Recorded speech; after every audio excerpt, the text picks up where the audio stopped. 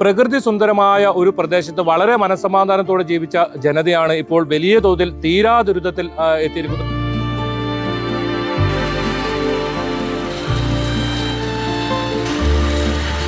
ചെങ്കൽ കോറകൾ കൊണ്ട് ജനജീവിതം തന്നെ ദുസ്സഹമായ ഒരു സാഹചര്യമാണ് ഇവിടെ ഉള്ളത്.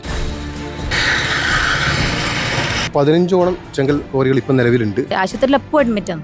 നിസ്സഹായരായ ഒരുപാട് ആളുകളെയാണ് നമുക്ക് ഇവിടെ കാണാൻ സാധിക്കുന്നത്.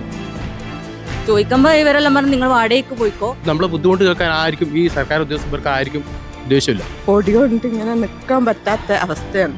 ഈ അധികാരികൾ കാണുന്നില്ല ഞങ്ങളുടെ അവസ്ഥ. പൊടിയും ഇത് പക്ഷെ അധികാരികളെല്ലാം ഓർക്കണം, അവർക്കും കുടുംബമുണ്ട്. ഞങ്ങളിപ്പോ അതിന് അവർക്കും മക്കളുണ്ടാവുന്നില്ല അവസ്ഥ. ഇത് അവർ കാണണം ഇതെല്ലാം.